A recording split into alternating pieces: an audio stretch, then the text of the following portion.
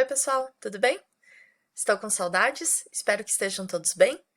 E hoje a gente vai fazer a nossa aula sobre a primeira e a segunda lei de Mendel, ok?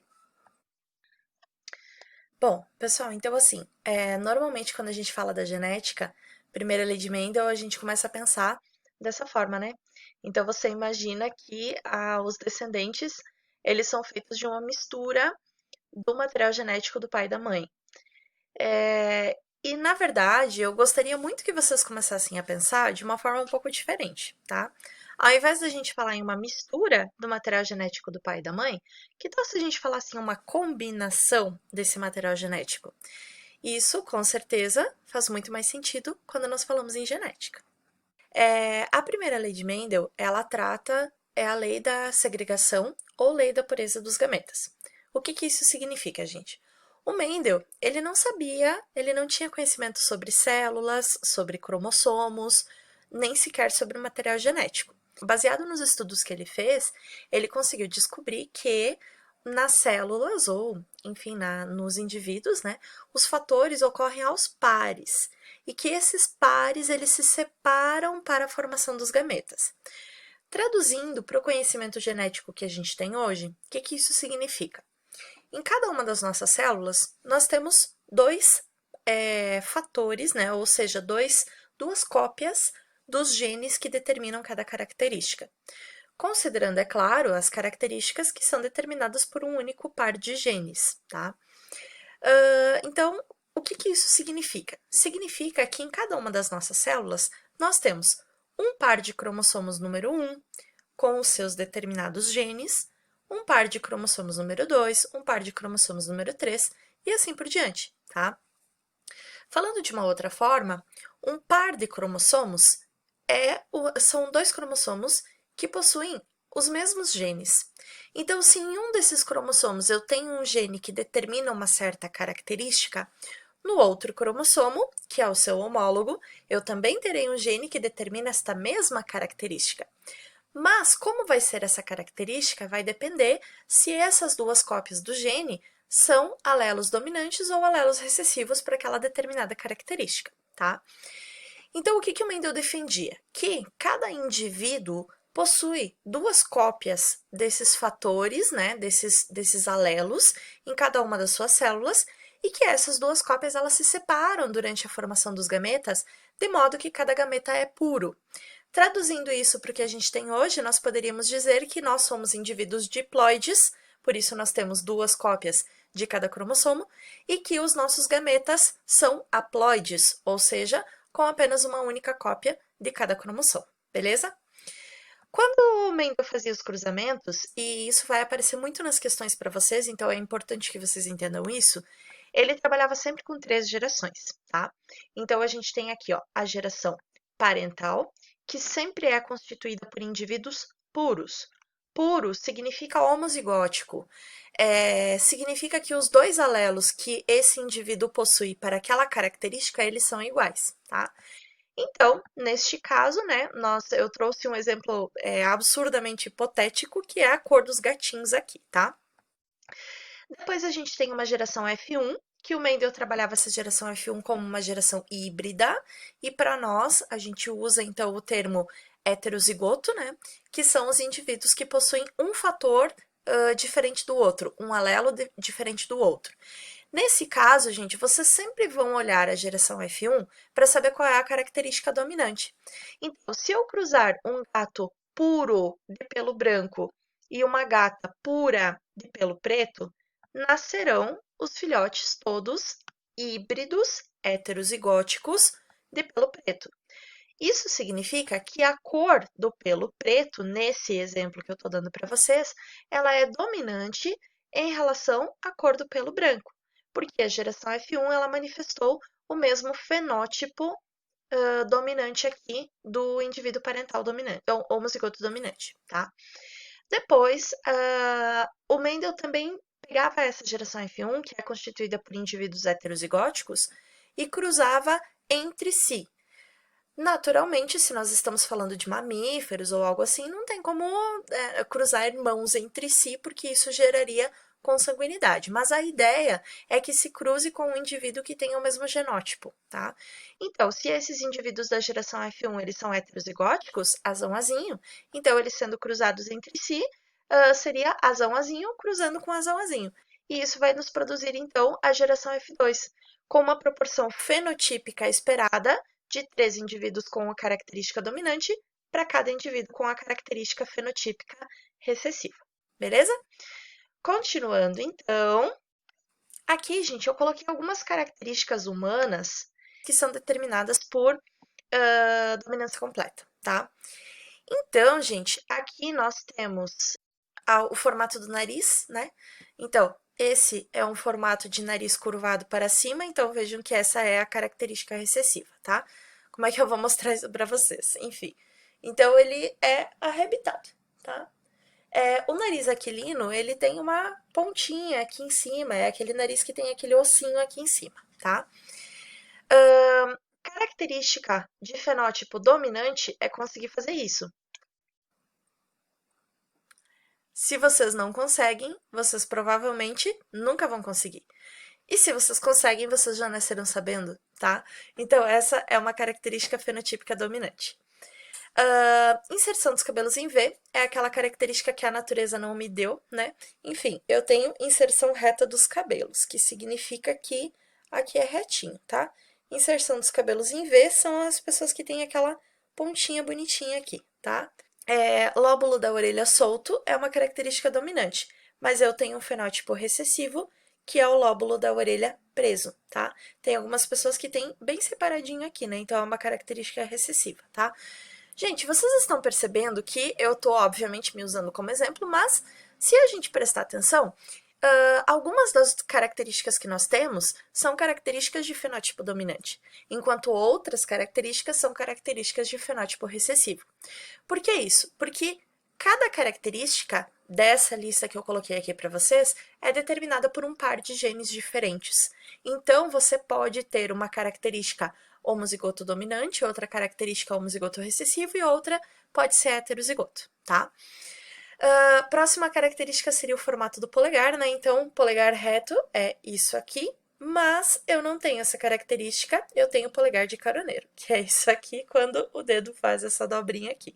Queixo reto assim, característica recessiva. As pessoas que têm aquele belíssimo furinho no queixo, característica dominante, tá? Em relação à sobrancelha, então, quem tem a bênção de ter uma sobrancelha larga é uma característica dominante, e a sobrancelha fininha, assim, rala, quase sem pelos, né? É uma característica recessiva, tá?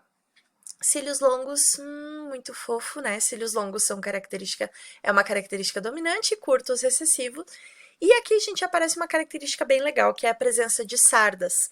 Sardas são uma característica dominante.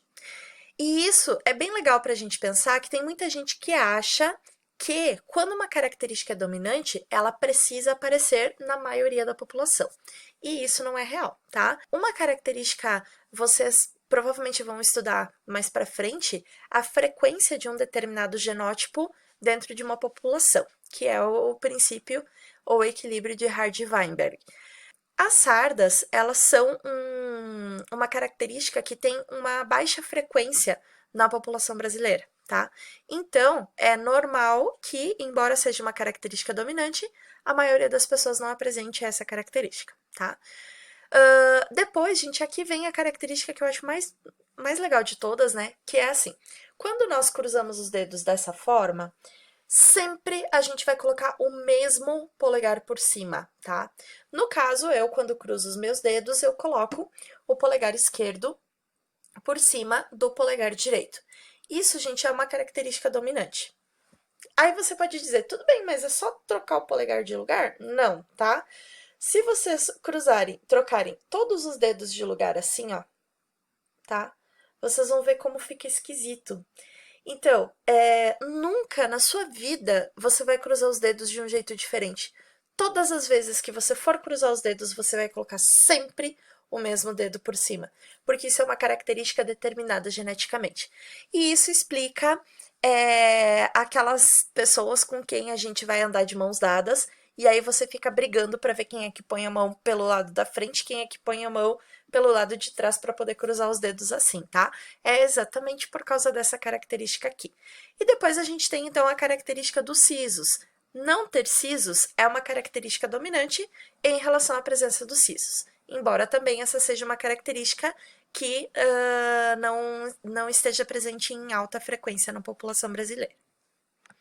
Bom, em relação à segunda lei de Mendel, pessoal, a segunda lei de Mendel foi quando Mendel trabalhou ou estudou duas características simultaneamente. Então, uma das coisas que foi muito importante para que os seus estudos dessem certo é que o Mendel sempre estudava uma característica de cada vez. E na segunda lei de Mendel, ele passou a estudar, então, duas características simultaneamente. Mas é importante vocês lembrarem que cada uma dessas características está presente em um cromossomo diferente, tá? Ou seja, nesse exemplo que eu coloquei aqui para vocês, que são as sementes amarelas ou verdes e lisas ou rugosas, o gene que determina a cor da semente, se ela é amarela ou verde, ele está localizado em um par de cromossomos, enquanto que o gene que determina o aspecto da semente, se ela é lisa ou rugosa, está localizado num outro par de cromossomos. Isso é importante, pessoal, porque isso reflete o que a gente chama de segregação independente. A separação do par de cromossomos homólogos que contém o gene V, que determina a cor da semente, não interfere e independe da separação do par de cromossomos que contém o gene R, que determina o aspecto da semente, se ela é lisa ou rugosa, tá? Aqui, gente, tem uma característica bem legal, que é a questão da proporção fenotípica na geração F2, tá? Sempre a gente vai ter essa proporção de 9 para 3 para 3 para 1. Eu já vou explicar exatamente como isso funciona, tá? Então, aqui um quadro o quadro de Piney, que mostra o cruzamento entre duas ervilhas da geração F1, né? Então, duplo heterozigótica e duplo heterozigótica. Aqui, gente, vocês precisam ter atenção especial para determinar os gametas, tá? Vejam que aqui no gene V, nós temos o alelo Vzão e o alelo Vzinho. E no gene R, nós temos o alelo Rzão e o alelo Rzinho. Então, o que vai acontecer? Você vai combinar o primeiro alelo com o primeiro alelo, o primeiro com o segundo com o segundo com o segundo. De modo que a gente vai ter Vzão Rzão, Vzão Rzinho, Vzinho Rzão e Vzinho Rzinho. E como esse outro indivíduo tem o mesmo genótipo, são os mesmos gametas, né? Gametas iguais que ele vai produzir. Quando vocês precisarem juntar os genótipos no quadro, você faz uma letra de cada vez, tá?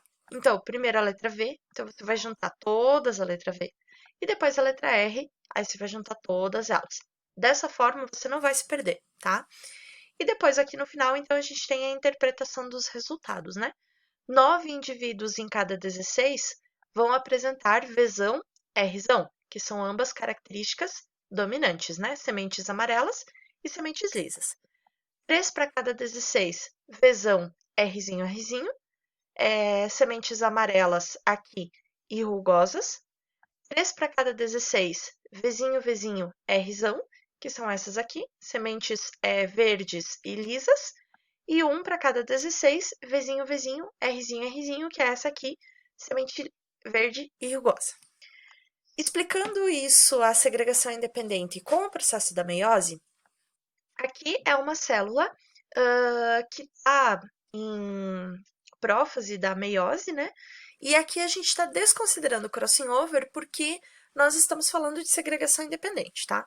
Então, aqui a gente tem, ó, o par de cromossomos do gene A é esse aqui com esse aqui. Porque daí a gente vai ter o Azão, lembrando que os cromossomos estão duplicados, por isso tem duas cópias, e o Azinho aqui. E o par de cromossomos que tem o gene B é esse, né? Então, aqui tem o Bzão e aqui tem o Bzinho também duplicados, porque já passou da fase S da intérfase, tá? Então, gente, quando uma célula tem esse genótipo, Azão, Azinho, Bzão, Bzinho, existem duas possibilidades para que ela faça o processo de meiose. Ou ela vai fazer isso aqui, Azão vai ficar do mesmo lado que o Bzão e o Azinho vai ficar do mesmo lado que o Bzinho, ou ela vai fazer isso aqui, o Azão vai ficar do mesmo lado que o Bzinho e o Azinho vai ficar do mesmo lado que o Bzão. Isso a gente tem, então, a primeira divisão da meiose aqui, tá? Por que que isso é importante, pessoal? Porque como é uma grande quantidade de células que vai entrar em meiose, supõe-se que, por probabilidade, a metade delas vai seguir a possibilidade 1 e a outra metade vai seguir a possibilidade 2. Então, a gente vai ter mais ou menos 25% de cada um dos tipos de gametas. Essa proporção de 9 para 3 para 3 para 1, ela pode ter uma leve variação, mas quando a gente fala de uma quantidade muito grande de indivíduos, essa é a proporção que a gente vai encontrar, tá? Então, essas duas possibilidades, né? Seguindo a meiose 2, que é apenas a separação das cromátides irmãs. Então, aqui a gente vai ter ó, mais ou menos 25% de gametas azão-bezão, 25% de gametas azinho-bezinho, 25% azinho, azão-bezinho e 25% azinho-bezão. Beleza? Agora, então, para encerrar, tá aqui a atividade que vocês vão fazer, que é o desafio que vocês vão me entregar, tá? No segundo trimestre, são 5 roteiros que vocês vão fazer. Então, esse roteiro, ele tem peso 2. E essa é a questão que vocês vão me entregar. Então, vocês vão ler essa questão. Ela está disponível no formulários do Google que eu coloquei no roteiro do Unimestre para vocês, tá? Então, vocês vão acessar esse formulário. A questão, ela tá lá, com o mesmo texto que ela tá aqui, ela também vai aparecer lá.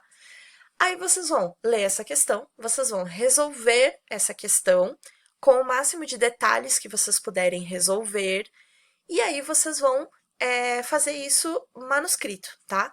Então, essa é a única exigência que eu tenho, digamos assim. Vocês vão fazer o detalhamento da resolução desse desafio manuscrito, e aí vocês vão acessar lá no formulários do Google, vai ter um campo para vocês colocarem o nome de vocês, e também vai ter um campo em que vocês vão poder fazer um upload de arquivo.